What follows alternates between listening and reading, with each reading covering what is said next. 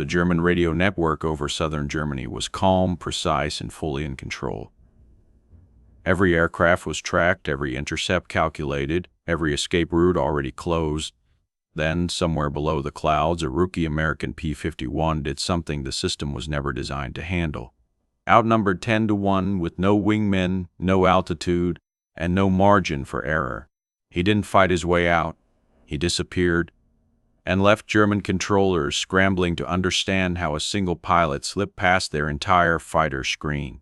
If you care about the real stories behind World War II, not myths, not movie scenes, let's subscribe for more aviation documentaries like this.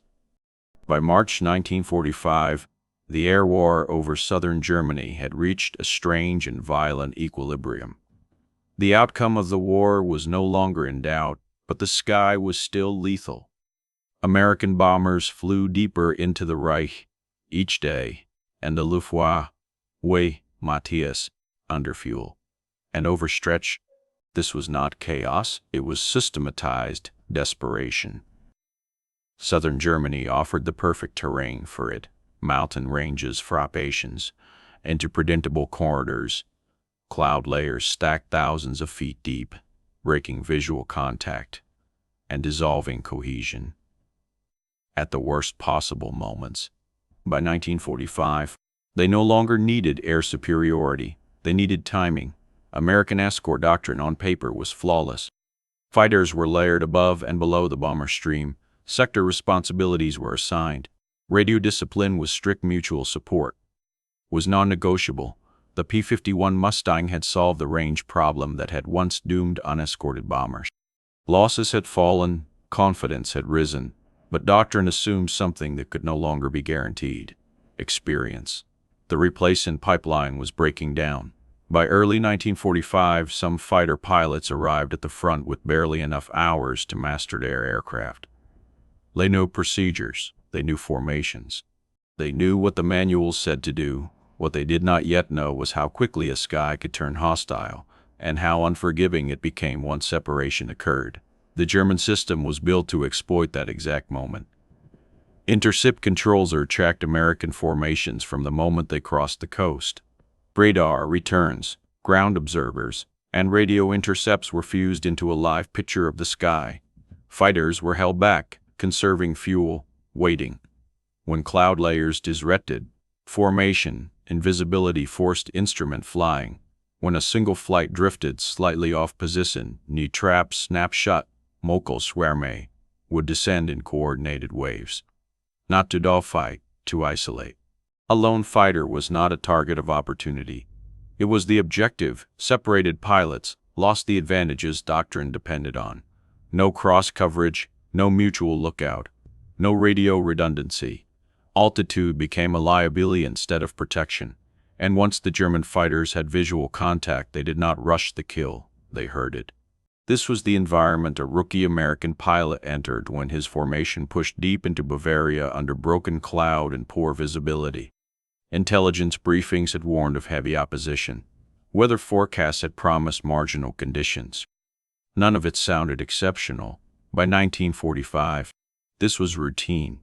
Cloud layer between 8 and 15,000 feet forced repeated transitions between instrument and visual flight. Radios crackled, formations stretched, small errors compounded invisibly. Somewhere in that gray confusion, the assumptions that kept pilots alive began to fail. Escort doctrine demanded cohesion above all else. Never trade altitude for pursuit unless ordered. These rules were written in blood, refined over years of catastrophic mistakes, and they worked until they didn't. For a rookie pilot, the sky did not present itself as a map of probabilities. It presented itself as motion, glare, noise, and instinct. Decision windows collapsed. What looked like initiative could just as easily become isolation. German controllers understood this better than the Americans liked to admit. They were not hunting heroes, they were hunting errors. Once a pilot dropped below the cloud deck without support, the geometry of survival inverted. Altitude advantage shifted to the enemy. Speed became the only remaining currency. and every second spent reacting instead of acting tightened the noose. In this system, numbers mattered less than predictability. A coordinated net could afford patience. A lone pilot could not. That was the trap. It was not designed for aces. It was designed for moments when discipline cracked, when a decision made in seconds placed a single aircraft exactly where the enemy wanted it. Low, alone, and committed. What made this particular encounter different was not that a rookie fell into that trap. It was that the trap failed, not because it was poorly built, but because in one critical sequence of decisions, a pilot with no reputation and no margin for error stopped behaving in ways the system was designed to anticipate. And once that happened, the most dangerous thing in the sky was no longer fiery. It was uncertainty. Every fighter pilot in the European theater knew the rule. Do not follow an enemy into cloud. It was one of the first lessons drilled into rookies and veterans alike. Cloud erased visual reference. Cloud destroyed situational awareness. Inside, its speed and altitude became guesses, not facts. A pilot who entered cloud alone surrendered control of the fight to anyone waiting on the other side. The manuals were explicit. So were the after-action reports. More pilots died inside cloud than anywhere else in the sky, and yet this was exactly where the situation pushed the rookie P-51 pilot. The initial intercept did not feel dramatic. It never did. There was no cinematic convergence of aircraft, no clean geometry of attack. Instead, it began with fragments, a call on the radio, a flash of movement high and left, a tightening in the chest that signaled danger before the brain fully understood it. German fighters were not attacking the bomber stream head-on. They were testing it, probing for softness, looking for the one place where cohesion had weakened just enough to be exploited. When the first German fighter broke from the group and climbed away, it looked like an opportunity. This was the moment doctrine was designed to control. A disciplined pilot would hold position, maintain cover, let another element engage, protect the formation. The enemy breaking away was not retreating, he was baiting. But doctrine assumed clarity in the cloud-split sky over Bavaria. Clarity did not exist. The rookie pilot saw a single German fighter climbing into the haze. He saw separation increasing. And in that moment, training collided with instinct. The manuals said no, experience said wait. But experience was exactly what he lacked. He followed. The decision itself was not dramatic. It did not feel reckless. It felt small. A slight push of throttle, a gentle climb to keep the target in sight. The belief that one more second would bring a firing solution. Instead, the world disappeared. The Mustang entered cloud, and everything that kept a pilot alive vanished with it. Horizon gone, enemy gone, friendly aircraft gone, the cockpit filled with gray, and the instruments became the only anchors to reality. They did not need to see the pilot to know what had happened. Radar tracks showed separation. Radio calls went unanswered. A single American fighter dropped below the cloud layer without support. That was enough. Inside the cloud, the rookie pilot had seconds to realize what he had done.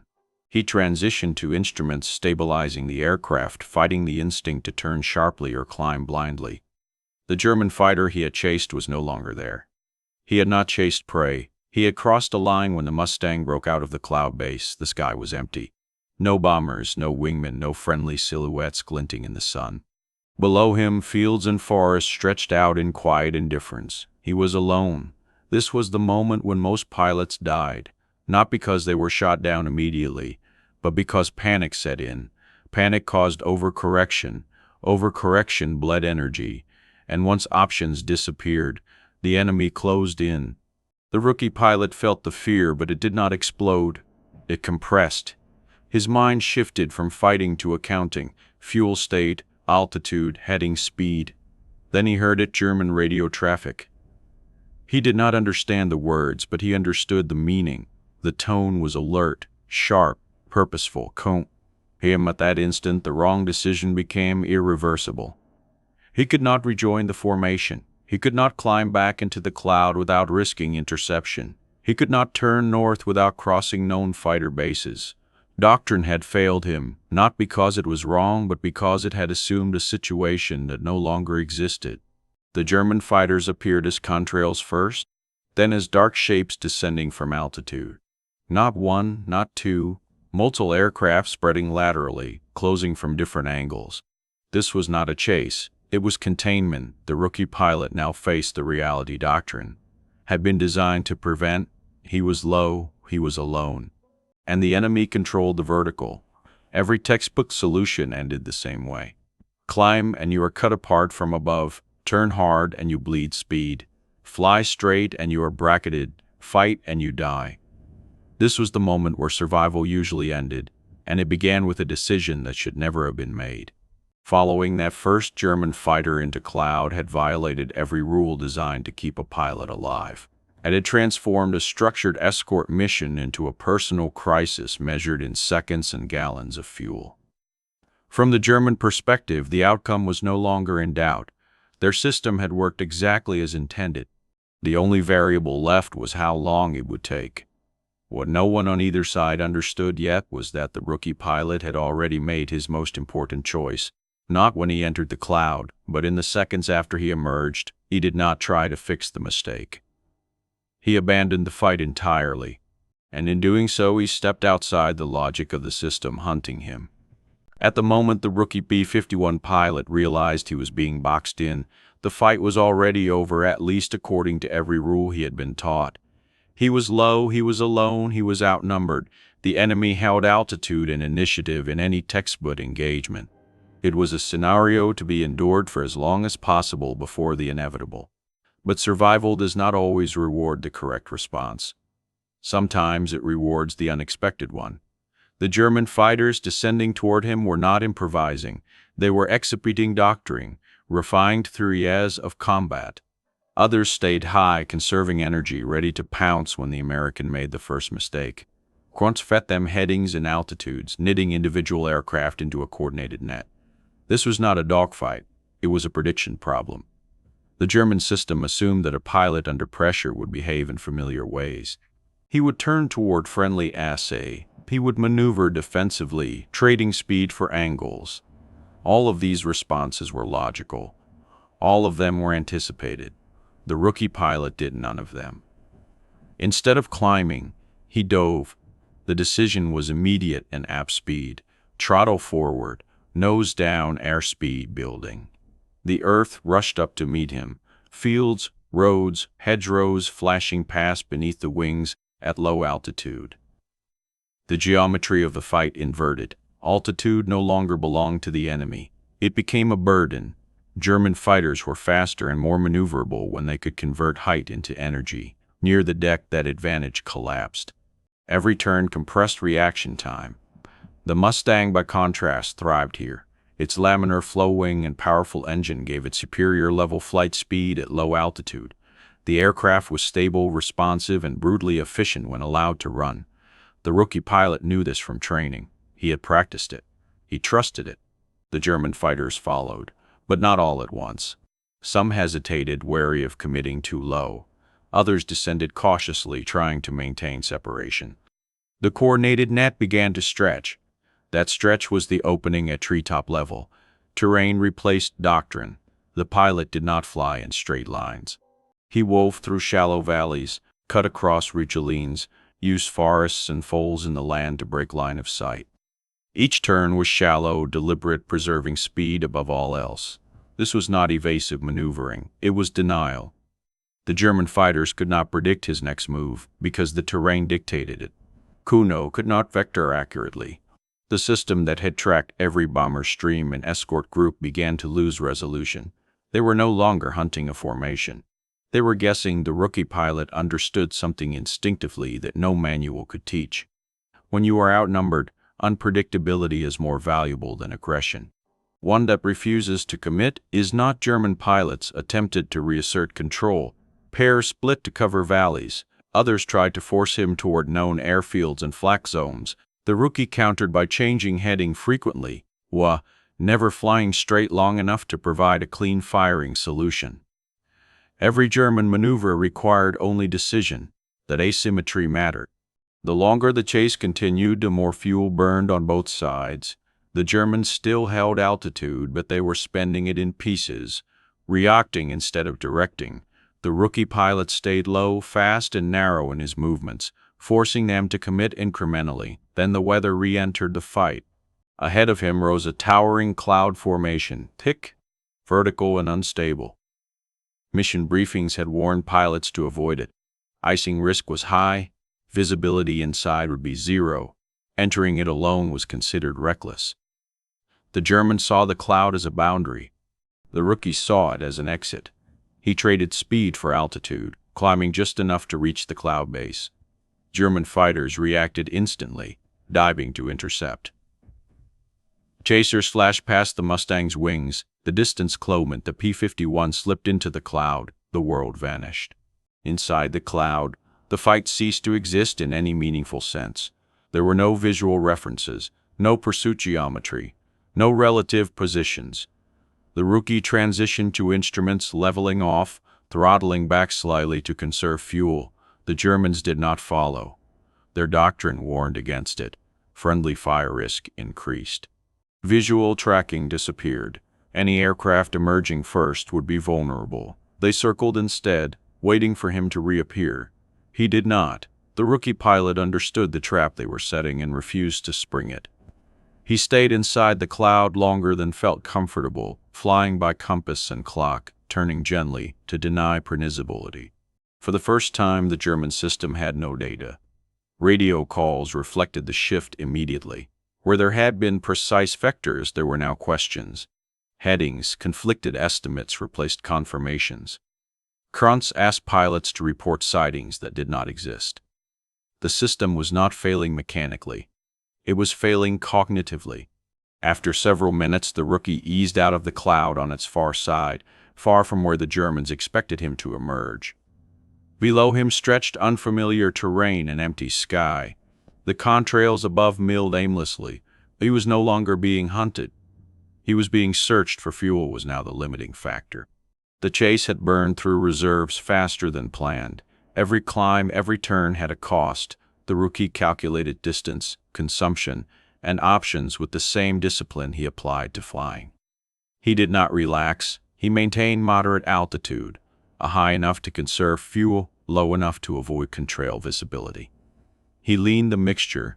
He monitored engine temperatures. He scanned continuously for threats. The Germans continued searching, but their advantage was gone. Without a track, without altitude, dominance, without a predictable opponent, the engagement dissolved. One by one, fighters peeled away to conserve fuel or respond to new vectors. The net collapsed, not because it was breached. From the German perspective, the encounter made no sense. Their doctrine had worked thousands of times before. It should have worked again. They had numbers, coordination, and control. What they lacked was a way to respond to an opponent who refused to behave like prey. The rookie pilot did not outfly them in the traditional sense. He did not outshoot them. He did not defeat them in a turning fight. He denied them the fight entirely by the time he crossed into friendly airspace. The danger had not fully passed. Fuel gauges hovered near empty. Engine temperatures ran high. Any mistake now would still be fatal. But the worst was over. He landed with barely enough fuel to taxi clear of the runway. The engine sputtered and died moments later. Only then did the tension drain away, leaving exhaustion and disbelief in its wake in debriefings that followed. The incident puzzled intelligence officers and commanders alike. He had chased an enemy into cloud, and yet once alone his decisions had been sound. He had used speed instead of maneuver, terrain instead of altitude, weather instead of fiery. He had not tried to win the engagement, he had tried to survive it. That distinction mattered. What the Germans had encountered was not superior tactics, but a failure of assumptions. Their system required an opponent who accepted the terms of engagement. When those terms were rejected, the system lost coherence. German radios panicked not because they feared the pilot. They panicked because they could no longer predict him. And in air combat, prediction is power. Once prediction fails, numbers mean less, coordination slows, confidence erodes. A net designed to close suddenly finds itself reaching into empty sky. That was the true breakthrough of the encounter. Not a victory in the conventional sense, but proof that even the most refined system can be defeated. Not by strength, but by refusing to play the role it expects. From the German side, the engagement should have ended quickly. Everything about the situation favored them. They had altitude, they had numbers, they had radar coverage feeding a centralized command structure that had been refined for years. A lone American fighter separated from his formation was not a problem to solve. It was a routine outcome. And yet routine is exactly what collapsed. The German air defense system depended on one assumption above all others: predictability. Not perfect information, not flawless execution, but predictable human behavior under stress. Pilots climb when threatened. They turn toward friendly areas. They seek altitude, visibility, and formation. As soon as he dove to treetop level, the German controller began losing resolution. Radar coverage near the ground was fragmented by terrain. Valleys created blind zones, forested riglings, blocked returns. Quat relied increasingly on pilot reports rather than instruments. That shift mattered. A centralized system is only as strong as its data flow. When that flow becomes delayed or contradictory, coordination degrades rapidly. German controllers were still issuing vectors, but the confidence behind them began to erode. Calls overlapped. Pilots asked for clarification. Estimated positions replaced confirmed ones. German fighters diving to pursue were forced to make conservative choices. Commit too low and a single misjudgment could be fatal. Hesitate, and the target gained distance. Pairs split to cover escape routes, but each split diluted mutual support. The system was still functioning, but was stretching. From the German perspective, this was a decision. They understood it was dangerous, desperate, and usually fatal. Krantz assumed the American would emerge quickly, predictable in his need to regain visual reference. Fighters positioned themselves accordingly, circling the cloud's edges, waiting. He did not emerge. In those minutes, the system encountered something it was never designed to handle. Absence, no radar return, no visual contact, no consistent pilot reports. Quant could not determine whether the American had climbed, descended, turned west or reversed course, entirely, in Tamar Region 1. Munristig emerged a differing Freistandswar. German radio refracted the shift immediately. Commands softened into questions. Pilots reported possible sightings and last known positions. McTaining slowed his controllers, attempted to reconstruct a picture that no longer fear. It was uncertainty. In air combat, uncertainty is corrosive. It consumes time. It forces consistency decisions. It erodes initiative. The German system had been built to dominate a known sky. Now it faced an opponent who had made the sky unknowable. As fighters burned fuel circling empty air, trade-offs became unavoidable. Stay and search or disengage to preserve limited resources. Commit more aircraft to one unknown contact or respond to other formation. Penetration deeper into Germany. When he finally emerged from cloud, far from where controllers expected, the system lagged behind reality. By the time new vectors were issued, the window had closed. The chase resumed briefly, but without cohesion. Individual pilots searched sexes without cognizance that others were covering adjacent space, not because the American was winning, but because the system could not regain control. Each subsequent call revealed frustration. Pilots asked for clearer guidance. Quant demanded confirmations pilots could not provide. The loop between observation, decision, and action, while tight and disciplined, stretched into seconds, then minutes, against a formation. That delay was survivable. Against a single fast-moving fighter exploiting terrain and weather, it was fatal to effectiveness. Eventually, practical constraints forced resolution. Fuel levels dropped. Other intercepts demanded attention. The American contact faded from priority.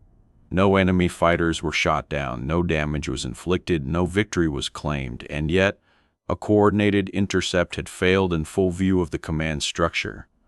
The problem was not tactics, it was expectation. Their doctrine assumed that even inexperienced pilots would behave within a narrow band of responses. Training, fear, and instinct would funnel decisions toward predictable outcomes. That assumption had been reliable until it wasn't. The rookie pilot had not defeated the system by overpowering it. He had defeated it by refusing to conform to it, by going lower than controllers wanted, by changing heading faster than vectors could adjust, by using cloud not as concealment but as disappearance. He removed himself from the logic the system depended on. German radios panicked because for the first time in that engagement they were no longer directing events. And reaction in a centralized system is slow. The incident exposed a vulnerability that no amount of coordination could fully eliminate. When an opponent stops behaving like a target and starts behaving like a problem with no clean solution, even the most disciplined network can lose coherence. But it would change the way this encounter was understood, because what failed over Bavaria was not a formation, a pilot, or a piece of equipment. It was a model of how the enemy was expected to think. At first, nothing seemed to change at all. There were no medals, no citations, no dramatic announcements. The mission report was filed, categorized, and stacked alongside hundreds of others generated every week across the European theater. From a strategic standpoint, the incident was insignificant and no bombers were saved. The war continued on its grinding trajectory toward an inevitable end. But within the quiet machinery of air operations, something shifted. The debrief stood out, not because it was heroic, but because it was uncomfortable. The rookie pilot had violated doctrine. He had chased a single enemy into cloud. Under any normal circumstances, these actions would have warranted reprimand, not analysis, and yet the outcome refused to align with the rulebook. He had survived that contradiction forced questions. Intelligence officers and flight leaders reviewing the engagement were not interested in understanding why a scenario designed to be fatal had not been. They broke the encounter down into components: altitude transitions, terrain masking, speed management, weather exploitation, not as tactics to be copied blindly, but as variables that had mattered under extreme condition, but a clarification of an old truth that manuals struggled to express. Doctrine worked best when conditions were stable, combat rarely was. In the final months of the war, the American Air Forces faced a growing problem. Pilot losses were no longer driven primarily by equipment or enemy superiority. They were driven by inexperience intersecting with complexity. Rookies were entering combat for an disrupted radar. The margin for error narrowed. Most losses occurred not in grand air battles, but in small moments when cohesion broke. The rookie's escape provided a concrete case study for those moments. Flight leaders began emphasizing something subtly different in briefings. The rules did not change, but the reasoning behind them became sharper. Pilots were reminded that formation was safety until separation occurred. That once alone survival depended less on aggression and more on denying the enemy control. The language shifted. Instead of simply saying, "Never fly alone," instructors explained why isolation changed the geometry of combat. Instead of warning against cloud penetration as a blanket rule, they discussed what cloud did to centralized control systems. Terrain awareness was no longer framed as navigation. D became a defensive tool. These were small adjustments, easy to miss, but they mattered. Loss rates among inexperienced pilots did not drop dramatically. Air combat remained lethal. The Luftwaffe still possessed skilled pilots. Fewer chased single targets into situations they could not recover from. Fewer froze when doctrine no longer applied cleanly. The incident over Bavaria also sharpened understanding of the enemy. German interception doctrine was not dismissed, it was respected. Analysts recognized its efficacy and discipline. But they also identified its vulnerability. Centralized control excelled when the sky behaved like a system. It struggled when that system fractured into ambiguity. This insight traveled quietly after the war as air forces studied engagements from Europe, Korea, and later conflicts. Similar patterns appeared. The specifics changed. Aircraft, weapons, senses, but the underlying dynamic persisted. against those who deny predictability. Even superior forces could be delayed, confused, or neutralized. The rookie pilot's experience did not invent this truth. It illustrated it. Training programs incorporated the lesson not as encouragement to break rules, but as preparation for moments when rules failed. Pilots were taught to recognize when doctrine no longer fit the situation and how to transition mentally without panic. That distinction was critical. The goal was never to produce lone wolves. It was to ensure that when cohesion failed, pilots understood what still mattered: speed, awareness, decision-making, and the ability to prioritize survival over pride. For the pilot himself, the change was quieter. He flew more missions. He gained experience. He eventually became what the system expected him to be: competent, predictable, reliable. He did not repeat the mistake that had isolated him. He did not seek to recreate the conditions of his escape, but he carried the lesson forward when younger pilots arrived. He did not boast, he explained. He described what it felt like when everything went wrong. He emphasized what he had done wrong before explaining what had worked afterward. He did not frame survival as skill alone. He framed it as adaptation under pressure. This perspective shaped how the incident was remembered internally, not as a triumph, but as a warning. The margin between survival and loss was thinner than most pilots realized. Equipment helped. Training mattered. But the decisive factor was often the ability to recognize when the fight you were trained for was no longer the fight you were in. The broader implication extended beyond air combat. Military planners recognized that systems, no matter how refined, were brittle at the edges. They excelled under assumed conditions. They faltered when those assumptions broke. Flexibility, redundancy, and decentralization became recurring themes in post-war analysis. None of this was revolutionary, but it was grounded in reality. A single rookie pilot over Bavaria had not changed the war. He had not rewritten doctrine.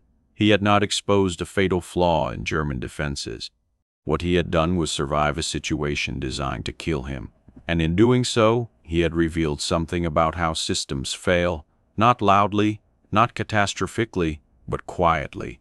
When they encounter behavior they were never designed to process. That understanding lingered long after the skies over Europe fell silent. It informed training, shaped expectations, and reminded future pilots of an uncomfortable truth. Survival was not proof of superiority. It was evidence of adaptation, and adaptation, unlike firebury, could not be standardized. In the end, there was no victory to celebrate. The rookie pilot did not return with claims or confirmations. No enemy aircraft were listed as destroyed. No formations were saved at the last moment. The mission continued and the war moved on without noticing what had almost happened over Bavaria. On paper, nothing remarkable had occurred, and yet something essential had been exposed. The German system failed not because it was weak, but because it was precise. It was built to dominate a sky that behaved according to expectation. When those expectations were violated, when a pilot refused altitude, refused formation, logic, refused predictable escape route, the system did not know how to adapt quickly enough. That failure was subtle, temporary, easily dismissed, but it revealed a paradox at the heart of modern warfare. Rules exist because most people who break them die. The rookie pilot serves rules wrong and makes them conditional. Doctrine is designed for the average fight, not the edge case. Training prepares pilots for the most likely scenarios, not the moments when every assumption collapses at once. In those moments, survival depends less on obedience and more on judgment. The rookie pilot did not win because he was braver or smarter than those who did not return. He survived because his aircraft gave him options. His training gave him enough understanding to avoid panic, and circumstance forced him to improvise faster than the enemy could react. Luck was part of it, so was stubbornness. What mattered most was that he stopped trying to fix the situation and started trying to escape it. That distinction separated survival from heroism. After the war, the story faded into archives and footnotes. It was too technical, too narrow, too devoid of spectacle to become legend. No monuments marked the valley where the chase unfolded. No one spoke of it in victory speeches, but the lesson endured quietly. Future pilots learned that systems fail at the edges. That predictability is a weapon, until it becomes a liability that when you are alone, outnumbered and out of options, refusing to fight on the enemy's terms may be the only rational choice left. The rookie pilot never claimed credit for any of this. When asked about the mission years later, he reduced it to its simplest truth. He had come home, that was all. Survival ever promised not meaning, not validation, not proof of superiority, just another day alive. And sometimes that is the most dangerous outcome of all, because it reminds us that war is not decided by perfect plans or flawless systems, but by fragile human decisions made in seconds, under pressure when no rule applies cleanly anymore. One pilot slipped through, not because the system failed to see him, but because for a moment it no longer understood him.